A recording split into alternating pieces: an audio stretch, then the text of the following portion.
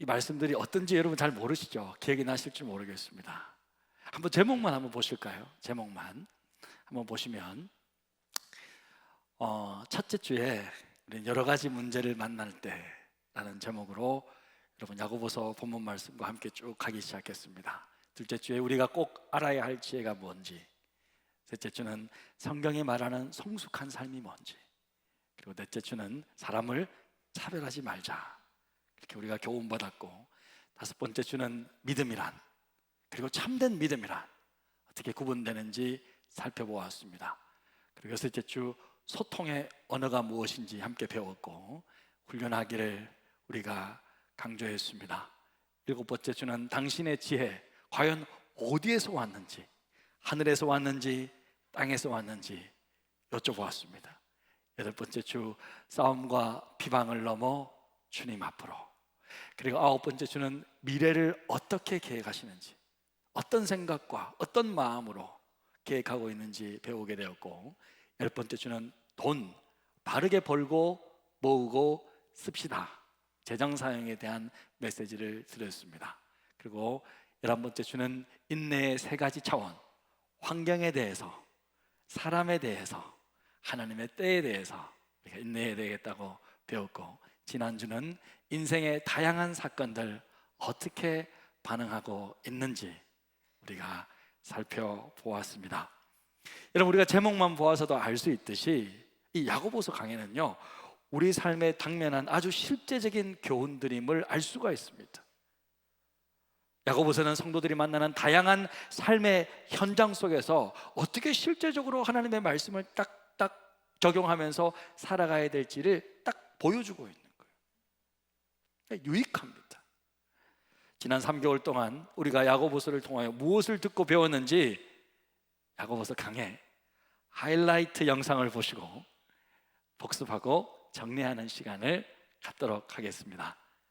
한번 보여주시죠.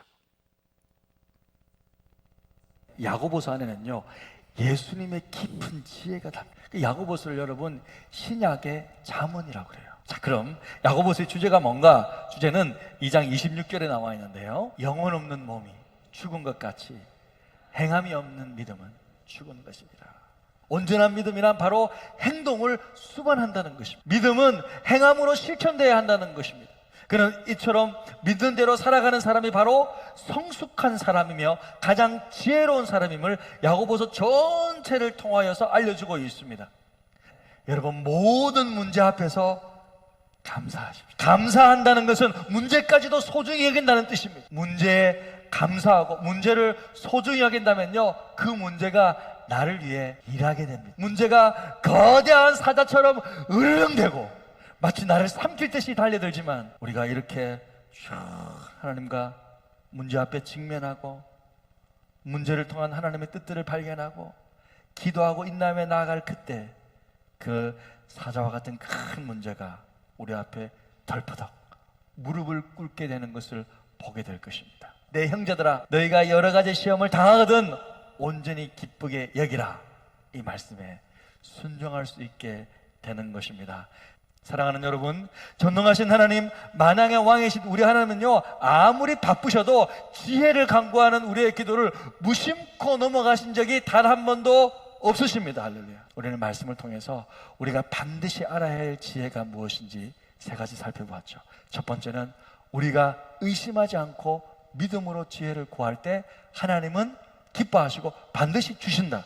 두 번째는 인생의 자랑, 물질적인 부에 따라 이루어지는 게 아니다. 그리고 마지막으로 가장 좋은 것들은 하나님으로부터 내려오는 선물이라는 거예요. 야고보 사도가 성도들을 향해서 반복적으로 권하는 단어가 하나 있는데 바로 온전하다라는 말입니다. 온전하다, 온전한 사람을 우리가 흔히 쓰는 단어로 옮겨보면 성숙한 사람이다, 이렇게 말할 수 있습니다.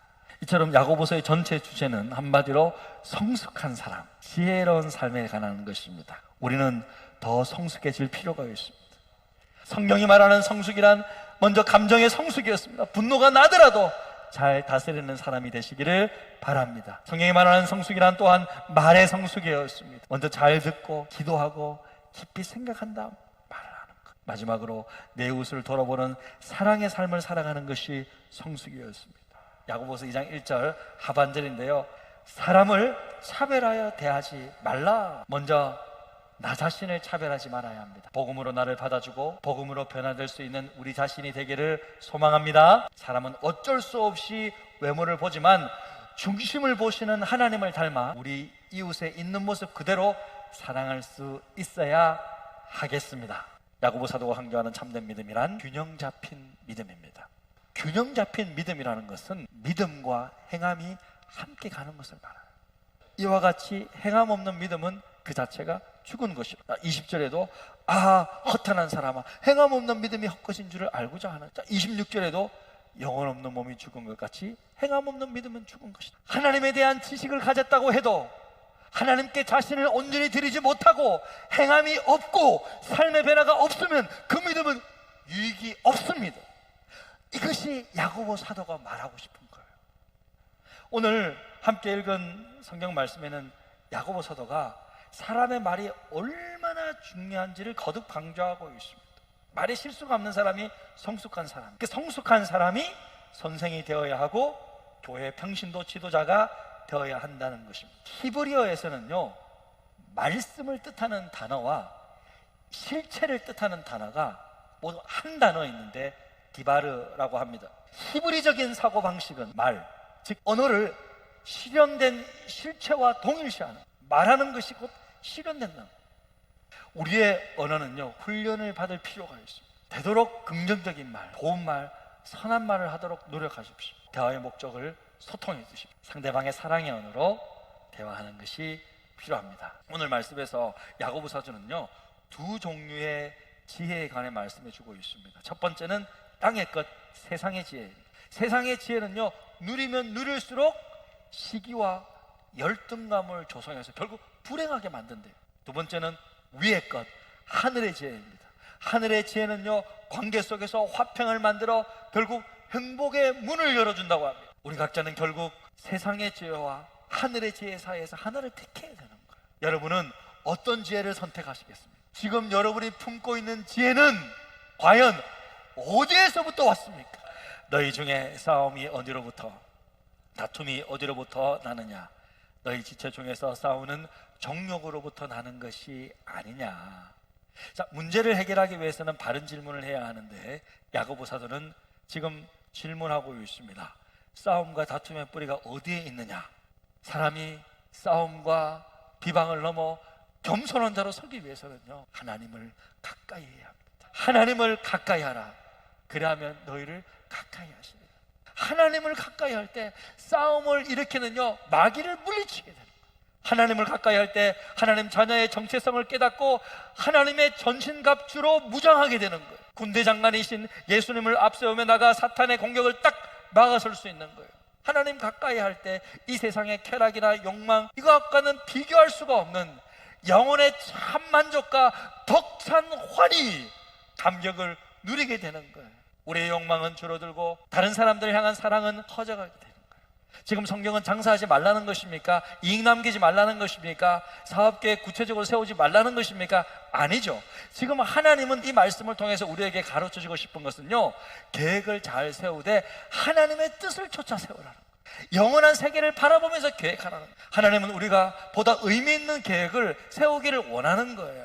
미래를 어떻게 계획해야 될까요? 거창한 미래에 대한 준비보다 오늘 하나님의 뜻을 행하면 되는데 그것은 사랑하면서 사는 것입니다. 할렐루야.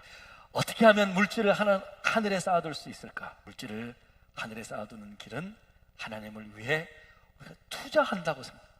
영원한 것을 위해 투자하는 것입니다. 여러분, 영원한 것이 뭘까?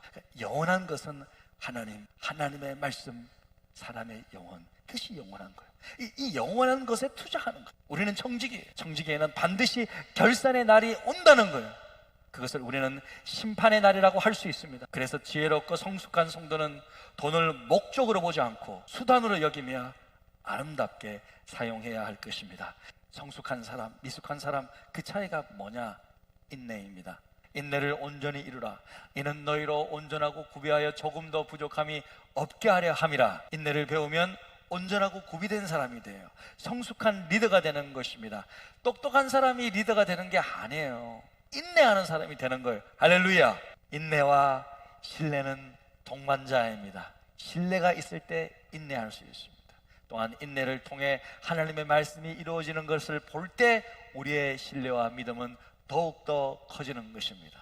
성숙한 사람, 인생의 다양한 사건을 만났을 때 성경적으로 반응하며 살아가는 사람입니다. 고난당했을 때는 기도하고, 즐거운 일이 왔을 때 찬송하고, 질병이 왔을 때 목회자 초청해서 함께 합심해서 기도할 그때 하나님께서 우리에게 놀라운 응답들을 주실 줄로 믿습니다.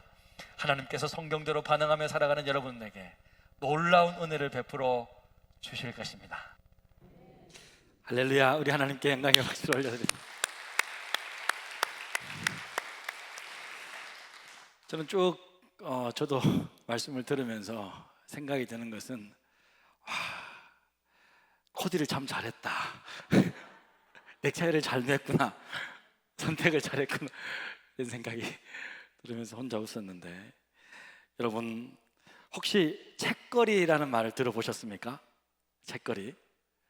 예, 학창 시절 학생이 책 한 권 다 읽거나 공부 다 끝냈을 때 선생님이나 친구들에게 한턱 내는 일을 많아죠. 오늘이 바로 그런 날입니다. 우리가 지난 3개월 동안 야고보서 강의 말씀을 들었는데 드디어 오늘 마무리하고 책거리 하는 날입니다. 할렐루야. 아멘. 코로나 위기 속에서 비대면 예배도 많았죠. 비대면 예배도 많았습니다. 하지만 저도 야고보서를 통해서 큰 교훈을 얻었고, 여러분들도 야고보서 잘 배울 수 있어서 정말 더욱 감사드립니다. 오늘 같은 날 예배 후에 식당에 가서 책거리 하면서, 그죠? 맛있는 것도 먹으면서 이렇게 은혜를 나누고 해야 되는데 아직 교회에서 식사하는 것은 금지되어 있습니다. 오늘 또 구청에서 누가 한 분 오신 것 같아요. 우리 식사하지 않습니다. 그래서 하지만 좀 아쉬운 것은 있지만, 우리가 비록 육신의 식사는 못하지만 이 시간 영적인 만난 식사할 수 있을 줄로 믿습니다. 오늘 야고보서 마무리하면서 끝까지 말씀의 밥그릇 다 비우시고 깨끗하게 다 정리하고 먹고 소화시키고 돌아가시기를 바랍니다. 이제 마무리 한번 해보겠습니다. 여러분, 야고보서는 누가 기록했습니까? 예수님의 친남동생, 바로 및 남동생 야고보입니다. 초대교회의 중심 인물인 예수님의 동생 야고보.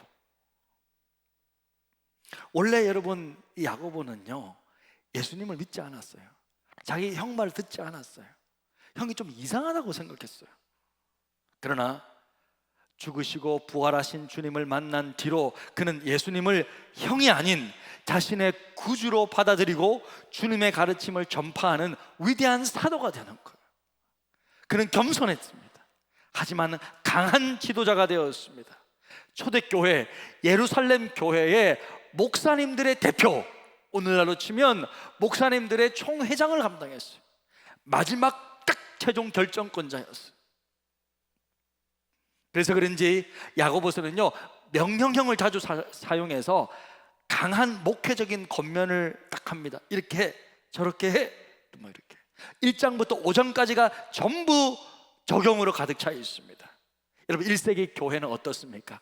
밖으로는 핍박이 있었죠. 신앙의 핍박이 있었어요.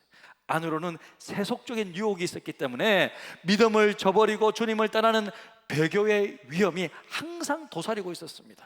그런 시대 상황 속에서 1세기의 성도들, 믿음을 저버리지 않고 끝까지 인내하는 믿음, 실천하는 믿음이 딱 필요했던 거예요. 오늘날 한국 사회, 여러분 1세기와 같은 그런 생명을 위협하는 그런 박해와 핍박은 없죠. 하지만 물질 만능주의, 외모 지상주의, 점점 세속화되고 있는 이런 오늘날의 시대 상황 속에서 바른 믿음을 가지고 살아가는 것 쉽지만은 않잖아요. 쉽지만은 않습니다. 그래서 저는 1세기 성도들에게 가르치고자 했던 야고보 사도의 그 중심 주제, 시대는 다르지만 성경을 통해서 그 사도가 그 1세기 성도들에게 주고자 했던 그 중심 메시지를 딱 뽑았어요. 그래서 오늘날의 시대에 맞게 여러분들에게 그대로 전달하고자 했습니다. 하지만 우리 시대에 맞게, 우리의 다양한 삶의 현실 속에서 성숙한 믿음 생활을 하기 위해서 어떻게 말씀을 우리 삶에 적용할 수 있는지 그 지혜를 찾고자, 실제적인 교훈을 주고자 노력했습니다. 우리 다시 한번 야고보서의 주제 말씀 읽도록 하겠습니다. 시작. 영혼 없는 몸이 죽은 것 같이 행함이 없는 믿음은 죽은 것이다. 우리 믿음 생활 행함으로 증명돼야 된다는 거예요. 더 이상 내가 배우고 믿는 대로 또 삶 따로 이런 다른 생활, 위선적인 생활 이제 조금 청산하자는 거예요. 믿음 따로 삶 따로 이제 그만해야 된다는 거예요. 지금까지 수십 년 동안 하나님 말씀 배우고 설교 말씀드리고 예배 이만큼 드렸으면 이제 믿음과 삶이 하나 될 수 있도록 힘써라는 거예요. 야고보는요, 행동하지 않는 믿음, 실천하지 않는 믿음, 그건 믿음이 아니야, 죽은 믿음이다 라고 가르치는 거예요. 한국교회는요, 그동안 사도 바울이 전한 이 구원받는 믿음에 대해서 너무 많이 강조되었어요. 중요하죠. 구원받아야 되니까. 교회가 우리가 처음 시작될 때 선교사님들이 전한 이 구원받는 믿음이 중요하잖아요. 예수 믿으면 구원받고 천국 간다. 그러니까 전도에만 포커스가 돼요. 우리가 좀 부족한 삶 살아도 그래도 구원받는다 막 그러면서 너무 이쪽이 강조되어 있어요. 하지만 야고보가 가르치는 이 행동하는 믿음에 대해서 예수님의 친동생한테서 듣는 이 행동하는 믿음에 대한 이 믿음을 배울 필요가 있어요.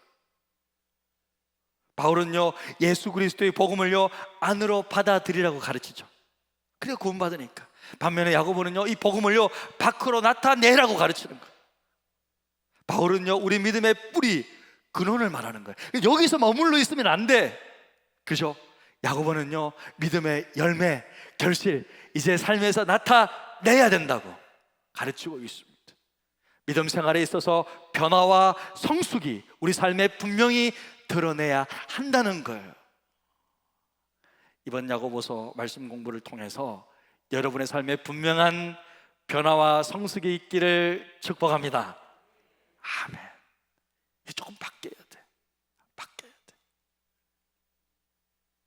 자, 그럼 이제 야고보 사도가 전하는 마지막 결론 말씀을 들어보도록 하겠습니다. 그것이 오늘 함께 읽었던 두 구절인데 다 같이 읽겠습니다. 시작. 내 형제들아, 너희 중에 미혹되어 떠난 자를 누가 돌아서게 하면 너희가 할 것은 죄인을 미혹된 길에서 돌아서게 하는 자가 그의 영혼을 사망에서 구원할 것이며 허다한 죄를 덮을 것임이라. 자, 야고보 사도가 우리에게 마지막으로 부탁하는 메시지를 한번 들어보십시오. 무엇을 부탁합니까? 함께 믿음 생활하다가 진리를 떠난 자들을 돌아보라고 말하는 거예요. 직장 때문에 교회를 떠나고 멀리 이사 가서 교회를 떠나는 것 말고, 그래서 교회를 옮긴 것이 아니라 시험 들어서 교회를 떠났거나 시험 들어서 아예 믿음에서 떠났거나 관계 속에서 힘들어 믿음 생활을 아예 떠난 분들을 말하는 거예요. 지금 야고보는요, 이들을 다시 믿음으로 돌아서게 해야 된다고 말해요. 이제 말씀을 다 들었으면 이제 마지막으로 결론에서 야고보 사도는 우리에게 믿음 생활 잘하다가 떠난 너희 믿음의 형제들이 있잖아, 그런 믿음의 자매들이 있잖아, 그들이 이제 돌아서게 해야 돼. 이제 돌아서게 해야 돼. 누구든지 이런 사람들을 세상에서 돌이켜 다시 교회 공동체로 돌아와 믿음 생활을 하게 한다면 그 영혼 사망에서 구원하게 된다고 말하고 있어요. 그동안 교회를 떠나 있었던 지난날의 그 죄 또한 돌이킨다면 덮어주시고 용서해 주신다고 약속하고 있습니다. 그런데 중요한 것은 범죄 가운데 있는 자에게 그 죄를 깨닫고 회개하도록 도와줘야지, 무슨 감언 이설로 단지 교회를 데려오는 것만 그냥 그 죄를 감싸기만은 할 수는 없는 거죠. 분명하게 좀 돌이키고 돌아올 수 있도록 그 일을 해야 되는데, 이 일은요 목사인 저만, 목회자들만의 사명이 아니라 저와 여러분 모든 성도의 사명인 줄로 믿습니다. 지금 그거 이야기하고 있는 거예요. 마지막으로, 사랑하는 성도 여러분, 성숙함의 증거가 뭔가? 성숙함의 증거는 다른 사람에 대해서 관심을 갖는 거예요. 우리는요, 본능적으로 나를 챙기게 돼 있어요. 우리는 그냥 가만히 있어도 내 먹을 것 챙기고, 내 쓸 것 챙기고, 내 입을 것 챙기고, 우리 가족들 챙기고, 우리 자식들 챙기는 것은 본능적으로 그냥 알아서 잘해요. 그러니까 그거는 그냥 둬도 돼. 우리는 조금 더 말씀을 들었다면 정말 다른 사람에 대해 관심을 갖도록 우리를 노력해야 돼요. 그쪽에 우리를 신경 쓰면 됩니다. 자기를 뛰어넘어 다른 사람을 섬기고 잃어버린 영혼들에 대한 부담감을 갖는 거예요. 우리는 사랑받기 위해 태어났습니다. 또한 우리는 사랑하기 위해 태어났어요. 다른 사람을 위해 사는 것이 헌신이라 그러는데, 잃어버린 영혼을 위한 가장 아름다운 헌신은 그들에게 찾아가 금보다 귀한 우리 이 믿음, 이 복음 다시 한번 전해주고 알려주는 것인 줄로 믿습니다. 이걸 소개해 줘야 돼요. 제가 알기로는 우리 교회에서 신앙생활 하다가 떠나신 분들, 여러 가지 이유로 떠나신 분들 많이 있지 않습니까? 물론 믿음 생활 잘 하시는 분들은 그냥 두고 믿음에서 떠나 있거나, 정말 교회 생활 제대로 못 하시는 분들 찾아가야죠.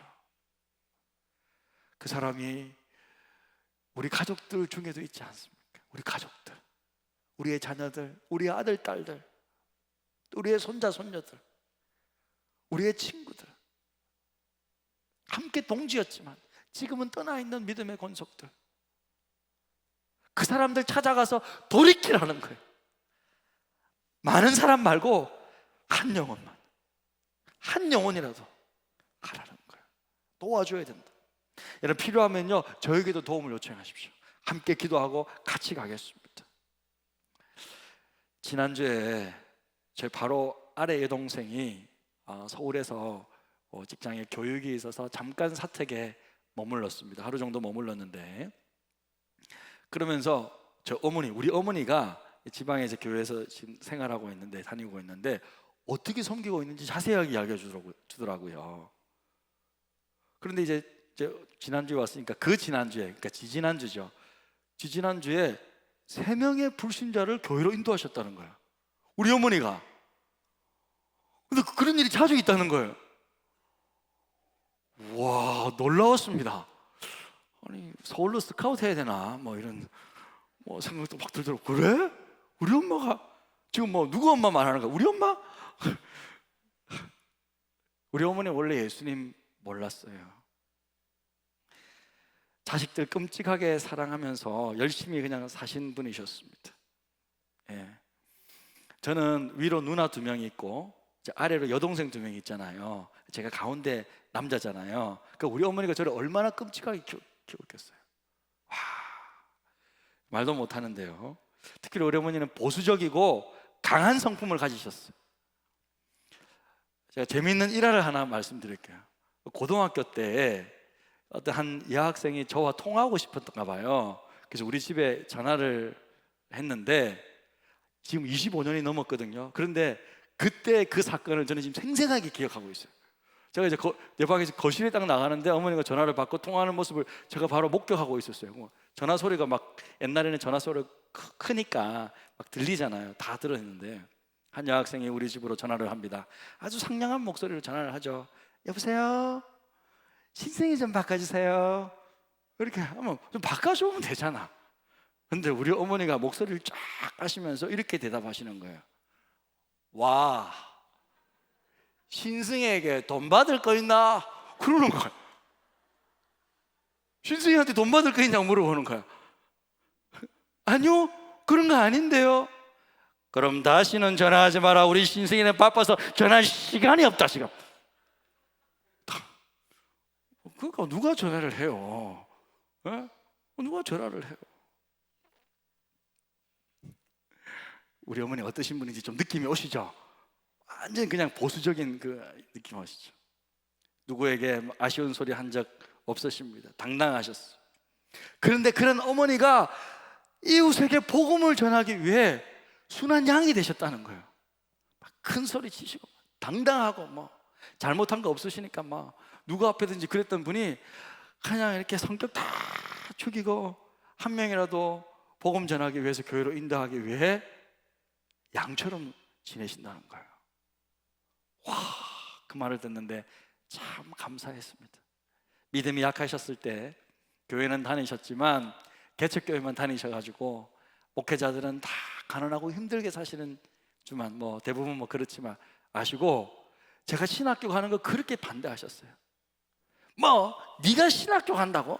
네가 신학교 가고 목사가 되면 내 눈에 흙이 들어가지 않는 이상 넌 신학교 못 간다, 뭐 그렇게 말씀하셨어요. 근데 제가 신학교 들어갔거든요. 우리 어머니 눈에 흙이 안 들어가시는 거야. 예? 내가 좀 너 안 들어가시더라고요. 지금은 믿음이 자라서 권사님도 되시고 매일 새벽 예배 드리시고 복음을 전하는 전도자가 되셨습니다. 할렐루야. 다니엘서 12장 3절은 이렇게 말씀합니다. 같이 한번 읽겠습니다. 지혜 있는 자는 궁창의 빛과 같이 빛날 것이요 많은 사람을 옳은 대로 돌아오게 하는 자는 별과 같이 영원토록 빛나리라. 많은 사람을 옳은 대로 돌아오게 한 자는 별과 같이 영원토록 빛나리라. 여러분 그거 아십니까? 우리가 보는 별빛 중에 많은 별들이 사실 지금은 없고 수만 년 전에 있던 별이라는 것을 아십니까? 여러분 별들이 빛을 내어서 우리 지구라는 곳에 우리 눈에 보이기까지는요 엄청난 시간이 걸립니다. 우리 지구에서 가장 가깝다는 센타우루스 알파별은 지구로부터 한 4.37 광년 떨어져 있어요. 이게 뭔 말인가? 빛의 속도가 뭐죠? 지구를 1초에 7바퀴 반을 도는 그 빛의 속도로 여러분 4년 3개월 7일 동안 가야 되는 별이 가장 가까운 별, 스스로 빛을 내는 별인데 여러분 그 알파별. 그러니까 우리가 지금 그 알파별의 빛을 보는 이유는 밤에 보는 것은요 4년 3개월 7일 전에 비춘 빛이 보이는 거예요. 어떤 별은요 수만 년, 수십만 년 떨어진 별도 있죠. 그래서 여러분 밤하늘에 비치는 별들 중에서 별빛 중에서 그 어떤 별들은요 사라진 별도 많아요. 별이 없어져도 그 사라진 것이 지구에게 전달되기까지는 수만 년이 걸리니까 비록 그 별이 사라진다 하더라도 그 별빛은 수만 년까지 우리에게 영원토록 비치게 되는 거예요. 많은 사람을 옳은 대로 돌아오게 하는 자는 이런 별들과 같이 그가 이 땅에서 사라진다 하더라도 계속해서 사람들의 가슴 속에 빛나게 될 것입니다. 여러분 2000년 전 예수님의 제자들 지금 이 땅에 계신 분들이 누가 있어요? 베드로, 야고보, 요한, 사도 바울 이런 사람들 이 땅에 살아 있습니까? 없잖아요. 하지만 그들이 남긴 제자들에 의해 복음은 우리에게까지 전달되었고 그분들이 이 땅에 없죠. 야고보가 지금 살아 있습니까? 없잖아요. 하지만 우리 가슴 속에 그분들의 메시지, 그분들의 삶, 그분들이 전한 복음, 그들의 제자들은 남아서 영원토록 우리에게 별과 같이 비추고 있잖아요. 할렐루야.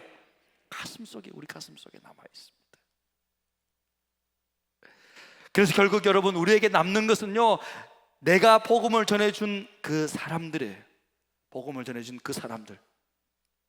그러니까 우리 믿음의 사람들의 인생은 뭐냐면 달리기의 개주와도 같아요.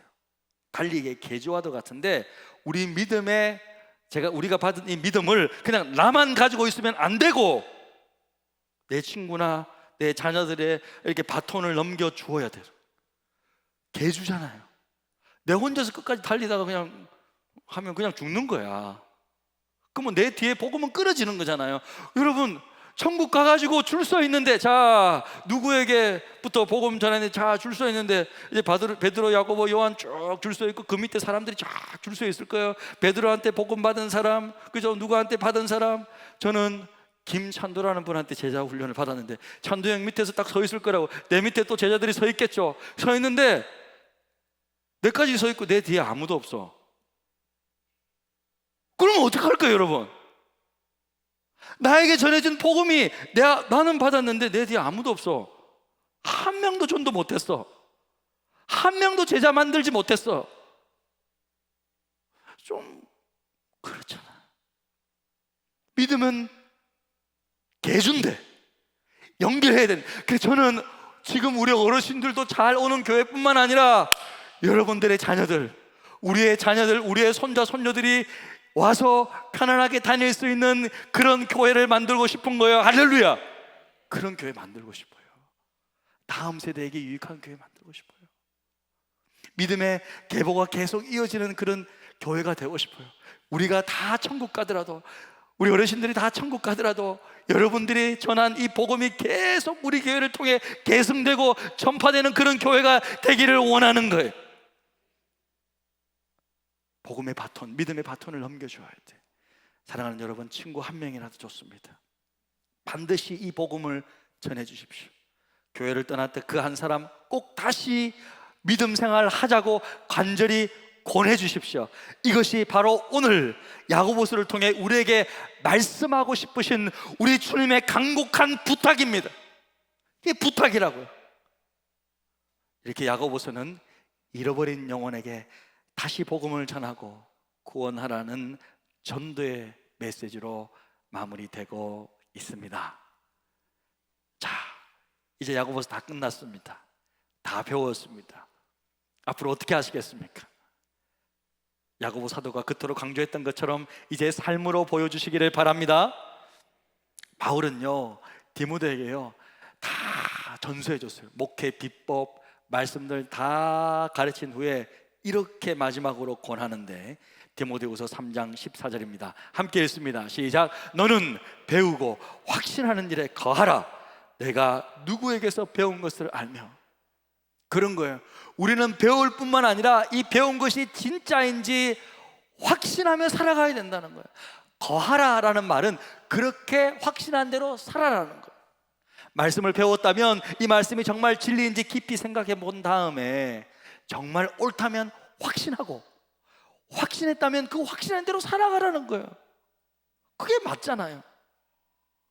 그리고 우리는 누구에게서 배운지도 알아야 된다고. 아무에게나 가서 말씀 배울 수 없는 거예요. 요즘같이 영적으로 혼미한 때는요 더더욱 건강하고 바르게 말씀을 배워야 할 줄로 믿습니다. 근데 여러분, 말씀을 배울 때는요 많은 분들의 설교 말씀을 듣는 것, 여러분 혼동될 수 있다고 저는 생각해요. 그것보다는 성경 자체를 많이 읽고 접하는 것이 중요합니다.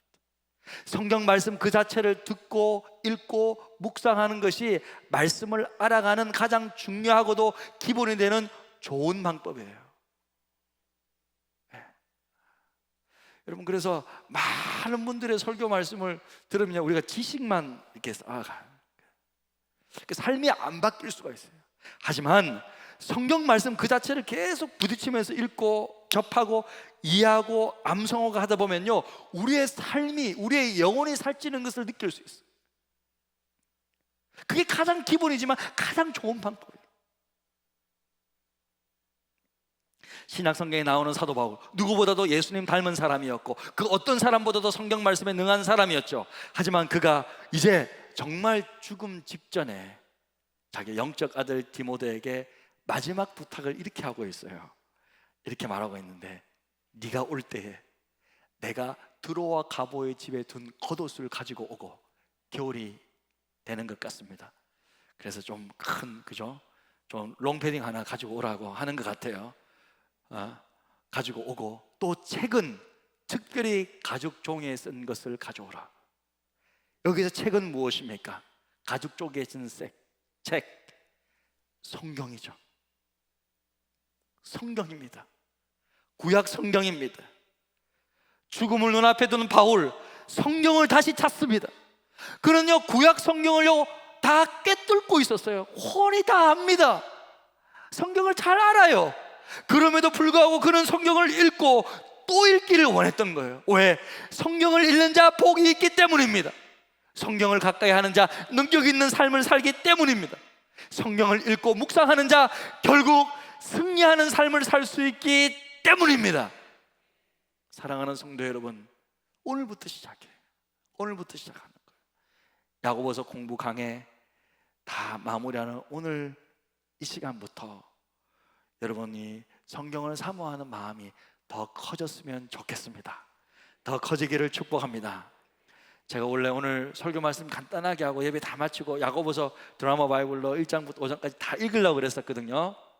네, 그러면 혹시 뭐 또 그러진 않겠지만 배가 너무 고파서 시험 들거나 아니면 또 이제 이웃들에게 이제 복음 전하러 가려고 약속했는데 지금 저 때문에 뭐 힘들어 하시거나 그럴 것 같아서 여러분 가정에 가셔서 돌아가시면 오늘은요 야고보서 1장부터 5장까지 쭉 드라마 바이블이나 아니면 여러분 눈이나 아니면 어떤 식으로든지 각자 돌아가면서 읽듯이 그 야고보서 말씀을 한번 전체적으로 다 읽어보시기를 축복합니다. 예, 말씀은요 꿀송이보다도 더 달다고 소개하잖아요. 여러분 꿀송이가 단지 안 단지 어떻게 알아요? 그냥 보기만 보면 알아요?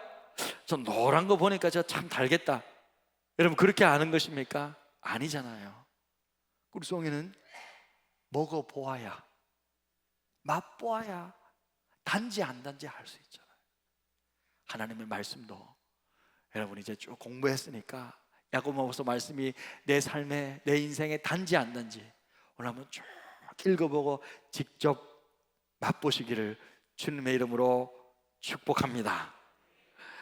말씀의 은혜가 여러분의 삶에 가득하시기를 주님의 이름으로 축복합니다. 아멘. 아멘. 우리 시간 찬양하면서 기도의 자리로 나가기를 원하는데요,